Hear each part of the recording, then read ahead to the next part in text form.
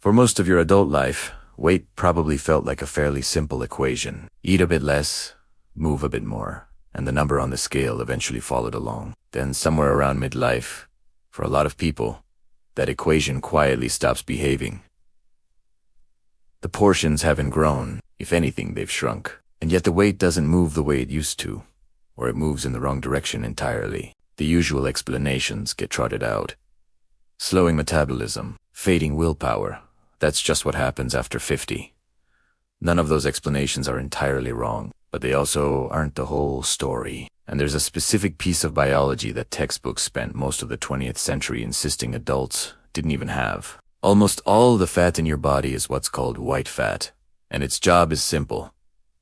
Storage. Every extra calorie that doesn't get used gets tucked away in it, which is why it's the fat people usually mean when they talk about losing weight. But there's a second, much less talked about type called brown fat, and it behaves almost like the opposite. It gets its color from being dense with mitochondria, the structures inside cells that generate energy, and instead of storing fuel, brown fat burns it directly to produce heat. The process is called thermogenesis, and unlike white fat, active brown fat pulls sugar and fatty acids straight out of the bloodstream and converts them into warmth, rather than stockpiling them. Researchers sometimes describe it less as a storage depot and more as a kind of metabolic drain, one that keeps a portion of what you eat from ever becoming stored fat in the first place.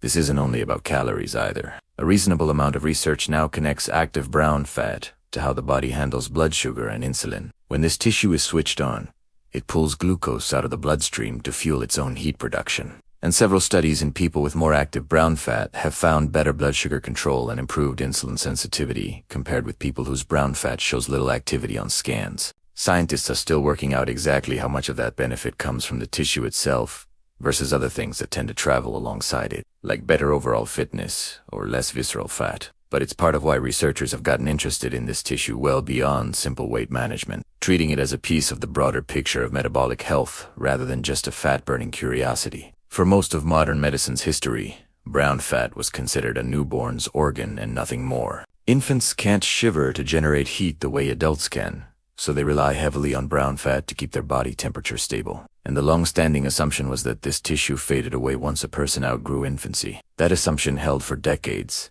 right up until 2009, when several independent research teams using modern PET-CT imaging scanned adult bodies and found clearly active deposits of brown fat, concentrated around the neck, above the collarbones, and along the upper spine. It wasn't a fluke result from one lab.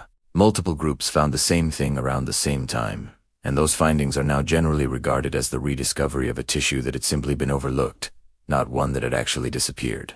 Adults never stopped having brown fat. Medicine just stopped looking for it. What's genuinely interesting, and a little unsettling, is what researchers have found when they look at who still has active brown fat and who doesn't. Scans consistently show less measurable brown fat activity in older adults, and less of it in people already carrying more body fat overall. That's worth sitting with for a moment, because it means the tissue that helps burn through incoming fuel tends to be quietest in exactly the people who could use it most. It's important to be careful about the direction of that relationship, though. It isn't fully settled whether declining brown fat activity is a meaningful cause of midlife weight gain, a downstream consequence of it, or simply another marker that moves alongside other ag-related changes like shifting hormones and gradually declining muscle mass. Most likely it's some tangle of all three. But the correlation itself, less active brown fat in older and heavier bodies, shows up reliably enough across studies that it's not something to wave away either. So what actually seems to quiet this tissue down over time? Temperature is one of the more consistently studied factors, and it points somewhere unglamorous. Comfort. Brown fat's core function is generating heat when the body needs it, and most of us now live in a world engineered to make sure the body almost never needs to. Heated homes, heated cars, heated offices, air conditioning in summer so the whole year sits at roughly the same mild temperature. Research on cold acclimation suggests that regular exposure to genuinely cool or cold conditions is associated with more active, more responsive brown fat over time, while a life spent almost entirely in a narrow, comfortable temperature band is associated with less. It would be an overstatement to say central heating alone explains modern weight gain. Plenty of other things changed in the same stretch of decades. But the idea that we've removed one of the signals that used to keep this tissue engaged is a genuinely reasonable one, not just a slogan. This is also, as it turns out, not a new discovery so much as a rediscovery of something certain traditions leaned on for centuries without ever naming the biology behind it. In parts of the Himalayas, some Tibetan Buddhist practitioners trained in a practice known as Tomo, sometimes translated as inner fire, combining specific breathing patterns and intense mental focus while sitting in the cold, often in thin robes, to noticeably raise their skin temperature. Researchers who've studied experienced practitioners have documented measurable increases in body temperature during these sessions, which is a genuinely striking finding, even if the exact mechanisms involved likely include more than brown fat activity alone. Similar threads run through plenty of other cultures with hard winters.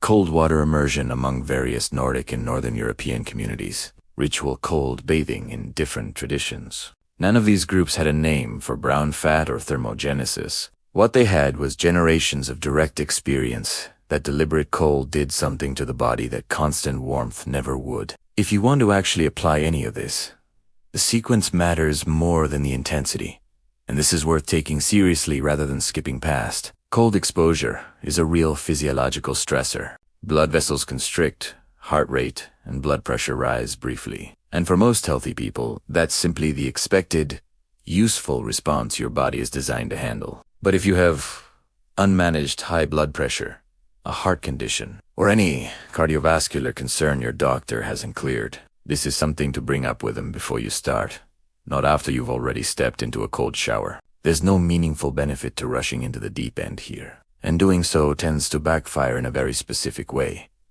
Someone who jumps straight into an ice-cold plunge on day one usually learns only one thing, that they never want to do it again, and the habit quietly dies within a week. A gentler, more sustainable approach starts small and builds gradually. The simplest version begins at the tail end of a normal shower. Wash and rinse in your usual warm water, and then, for the final 30 seconds or so, turn the temperature down to genuinely cold, not painfully freezing, just distinctly cold. The instinct most people have is to brace against it, tense their shoulders, and hold their breath, and that instinct works against you. Instead, try to let your shoulders drop.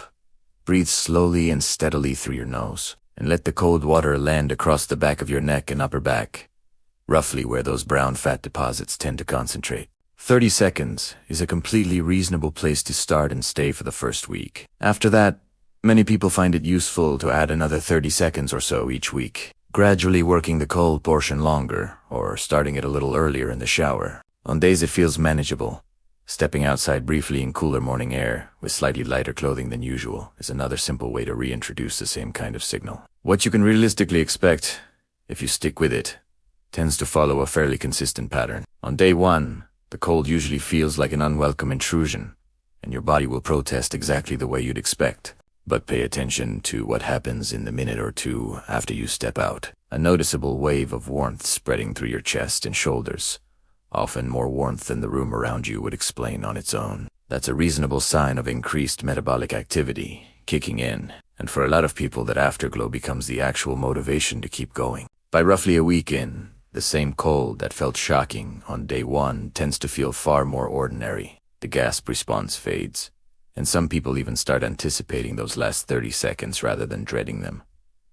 That shift isn't just willpower. It reflects a nervous system that's genuinely recalibrating to a signal it hasn't dealt with regularly in a long time. By around a month of consistency, most people describe something quieter and more diffuse than a dramatic before and after. Running a little warmer through an average day, tolerating brief cold without much fuss, a general sense of the body spending fuel a bit more readily instead of hoarding it. It would be dishonest to promise a specific number on a scale from this alone, because the research genuinely doesn't support that kind of guarantee. And brown fat activation is realistically one modest piece of a much larger picture that includes overall activity level, diet, sleep, and muscle mass, not a replacement for any of them. What deliberate cold exposure does offer is a low-cost, well-documented way to re-engage a tissue that a lot of adult life quietly puts to sleep. and a genuine physiological basis for a habit that traditions across very different parts of the world all seem to have stumbled onto independently, long before anyone had a word for what was